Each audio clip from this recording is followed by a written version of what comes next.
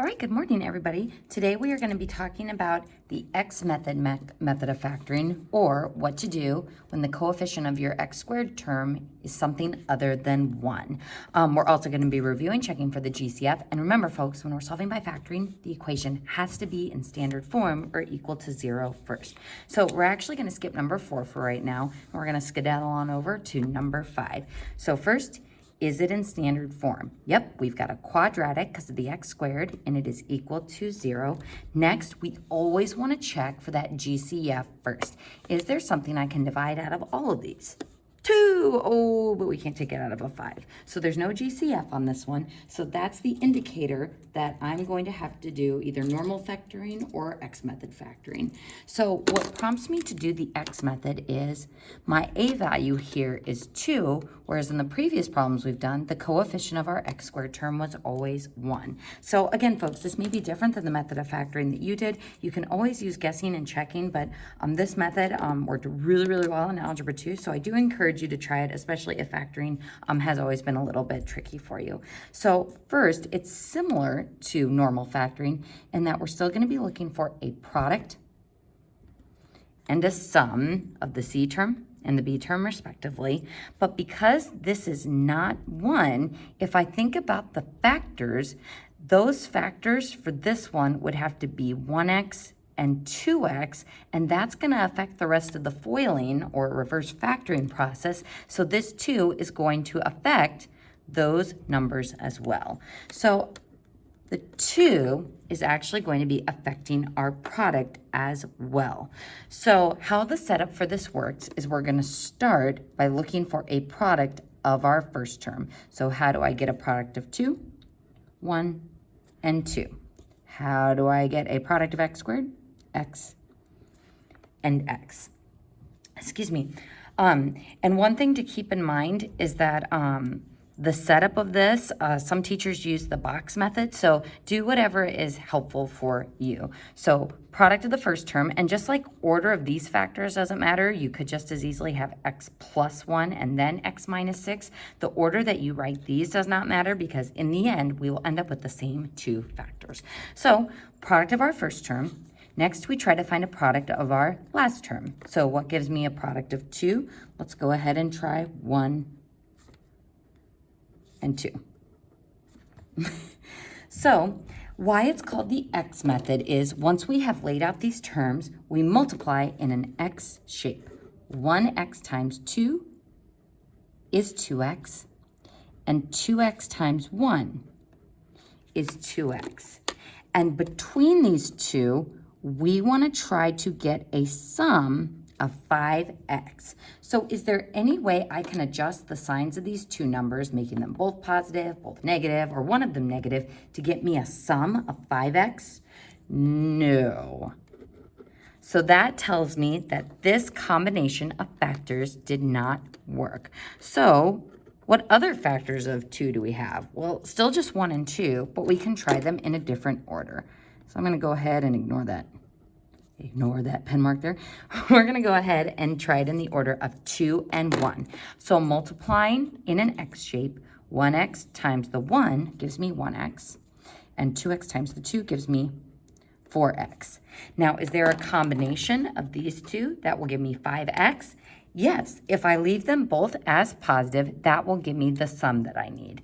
Now, after I have adjusted the signs of these two, which I didn't have to do anything here, it's important that we always check our product number sign. So if I look at the 2 and the 1, am I getting a product of positive 2? Yes, we sure are.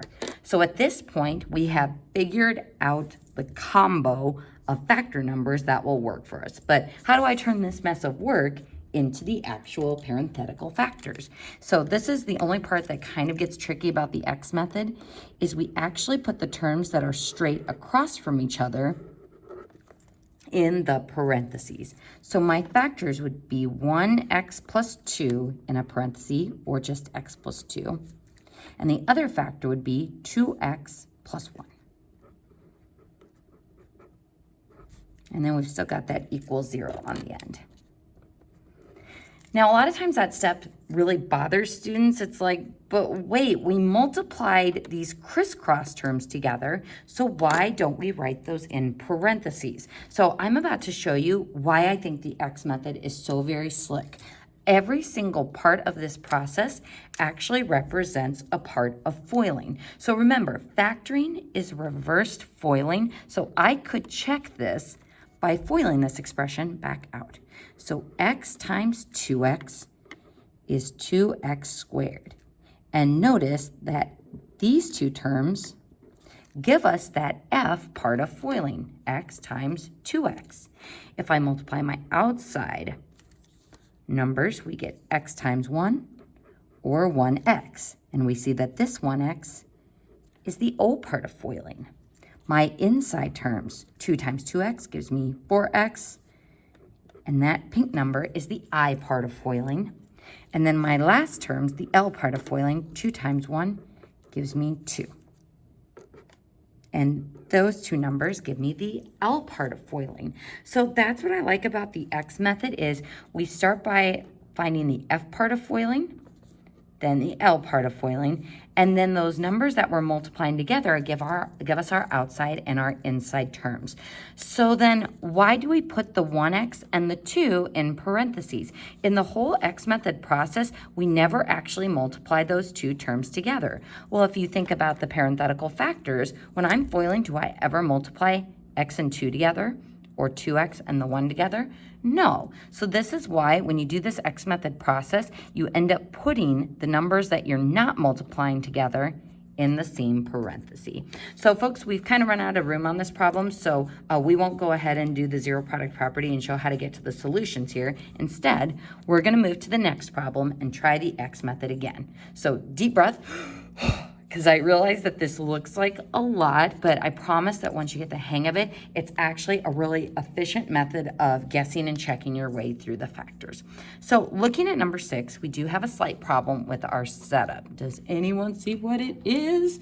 This quadratic is not in standard form. So it is a quadratic because we've got that p squared. So to get it in standard form, should we move everybody over to the right side or the 8 over to the left side? The answer is moving that 8 because for factoring, remember, we will always want that a value to be positive. So because we want to keep that 9 positive, we're going to subtract the 8 over to the other side to put it in standard form. So our new setup will be 9p squared plus 6p minus 8 equals 0. So first thing we check for is a GCF. Is there a number that we can take out of 9, 6, and negative 8? The answer is no, unfortunately. So because there's nothing we can take out of all three, and the p squared has an a value other than 1, that prompts us to do the X method. So that means I'm going to be looking for a product of my first term, a product of my last term, and a sum of the middle term. Now, when I start with a product of the first term, there are 3 combos that we could use for 9p squared. We could do 3p and 3p or 1p and 9p. As a general rule, like 95% of the time, it's usually going to be the factor numbers that are closer together. So I'm going to start by trying 3p and 3p. It doesn't mean that it can't be 1 and 9, but it's always best to kind of start with the numbers that are closest together. So 3p and 3p. Next, 2 numbers that give us a product of 8. I'm going to go ahead and do 4 and 2. Now notice that when I'm looking for the product here, I'm not considering the sign yet. So we'll adjust the sign later once we look at the actual X part of the X method and look at that outside-inside product. So for right now, we're just going to focus on getting the number part of the product. So now I'm ready to multiply on an X. 3p times 2 is 6p. 3p times 4 is 12p. So is there a combination of these, positive or negative, that will give me that sum number of positive 6p that I want? Yes. What we want to do is make this 6 negative, because 12p minus 6p will give us a positive 6p. So if I need this part to be negative, we now are going to adjust the signs of our right numbers to give me that negative 6p. Well, which of these numbers was involved in getting that product? The 2. So 3p times a negative 2 would give me negative 6p. So just a heads up, we're never going to adjust the signs of our left numbers. It's always going to be our right numbers that we adjust. And we do that so that we can get that product sign to be correct. So I've adjusted the signs to get the right sum. I adjusted the signs to get that sum of the right numbers. And now I want to check to make sure that product sign matches with those two numbers. So is 4 times negative 2 equal to negative 8? It sure is. So at this point, we have solved the factor puzzle, and we are now ready to write our factors. So remember, to write the factors, you go straight across. The 3p goes with the 4, and then the 3p goes with the negative 2. And now we have this expression in factored form. So now that I have something times something equals 0, or a product equal to 0, that means I can set each of those factors equal to 0 to solve. So 3p plus 4 equals 0. 3p minus 2 equals 0. So subtract the 4. 3p equals negative 4. So p equals negative 4/3. Yuck. And then add the 2. 3p equals 2. So p equals 2/3. Now, could you have gone directly from the, sorry, that's a terrible 3 there. Could you have gone directly from the factors to these fractional solutions? Yes, but I do tend to see students flipping either the fraction or goofing with the sign. So just be careful if you want to skip some of those in between steps. And you can always check yourself by plugging these back into your expression, because when you plug those in to that left side, both of those should give you 8. So that is how the X method works. It's pretty slick. It's also a good way to keep track of what combinations you have already tried. So if you haven't tried anything other than guessing and checking, I really do encourage you to try the X method. Now, in the next problem, I actually want you to put a star by this. This is one of the most frequently missed factoring problems back in Algebra 2, and what makes it so challenging is the fact that there is no C value. So if you're looking at this expression going, wait, my sum number is negative 4, and I guess my product number is 0, we actually are not going to do normal factoring on this one at all, because what is the very first thing we check for when we factor? We always look for that GCF first. So if I'm looking at number 7, what is the greatest number or variable we can take out of both of those terms? We can factor an X out of both of those. So I don't need to do normal factoring. I don't need to do the X method. The only way of factoring this is to take out a GCF. GCF. So now I have something times something equals 0. So that means either that something equals 0 or this something equals 0. So X equals 4 and X equals 0 are my solutions. Now, a quick warning. What if I did this? So let's say I was trying to solve this one. And I said x squared minus 4x equals 0. And I said, you know what? I'm just going to divide by x on both sides. So if I take an x out of both of those, we get x minus 4. 0 divided by x is 0. So x equals 4.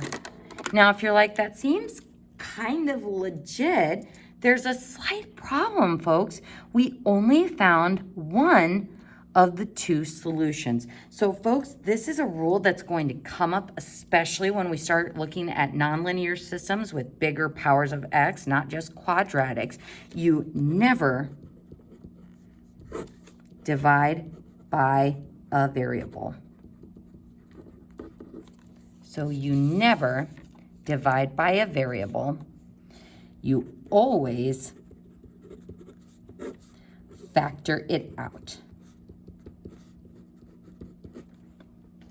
Otherwise, you will delete a solution. So dividing it makes that x equals 0 solution disappear. By factoring it out, I set it aside and turn it into factored form so that I can use the zero product property and find both solutions. So I will say that trying to divide out a variable is one of the bigger mistakes that I see on this first test. So take a deep breath. And now we're gonna look at number 8. So on number 8, it's in standard form, it is a quadratic. Is there a GCF or something we can divide out of everybody? Unfortunately not. Now my A value is 1 on this one, which means we can go ahead and use normal factoring, looking for a product of 144 and a sum of 24. Now, how many factors are there of 144? Quite a few different combinations. I've got 1 and 144. I can divide it by 2. I can divide it by 4. I can divide it by 6. So this one just has a bunch of different combinations of factors. But what should maybe jump out to you about 144 is it is a perfect square. And a lot of times, again, not always, just like sometimes 1 and 9 will be the factors that work here. Many times, if your C value is a perfect square, it should just kind of push you to try the perfect square factors first. So what are the perfect square factors of 144? 12 and 12. So do 12 and 12 give me both a product of 144 and a sum of 24? Yes.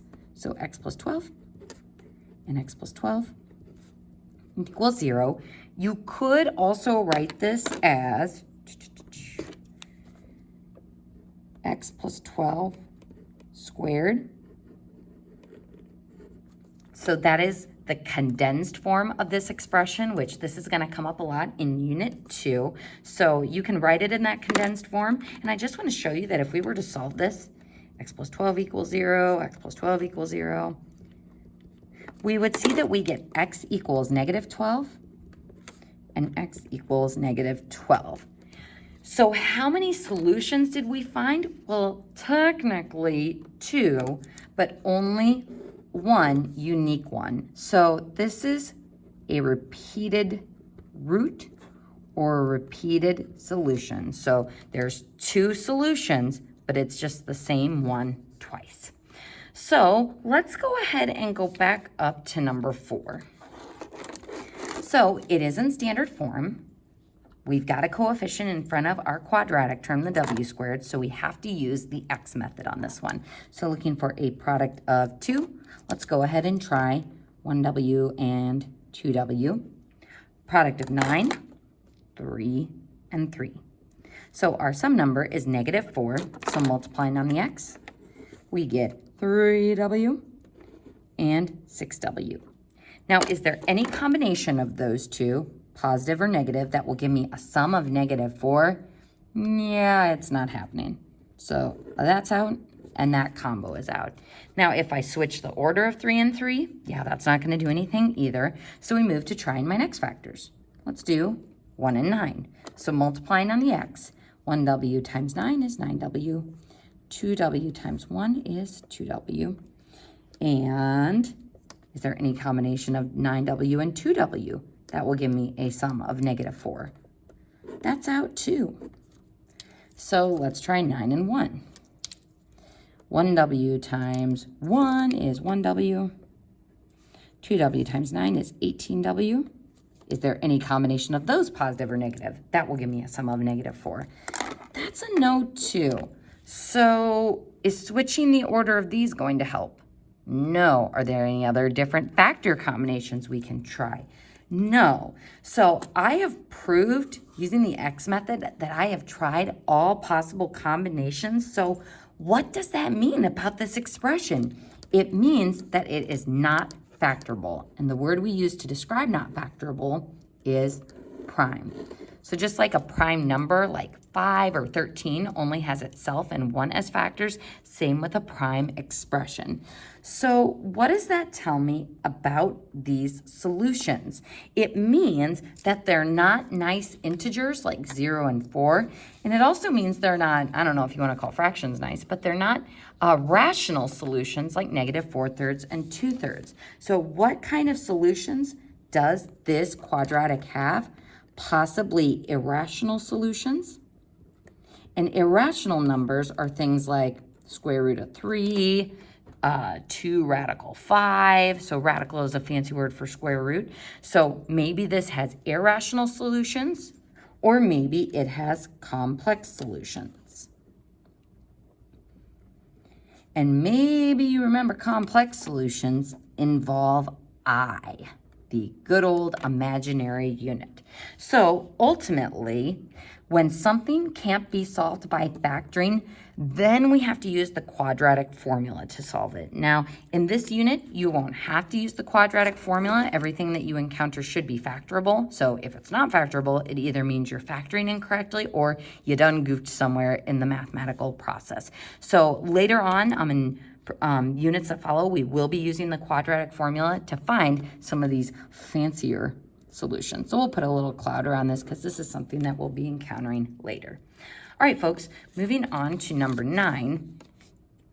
Number 9 is a quadratic because of the d squared, and it is already in standard form.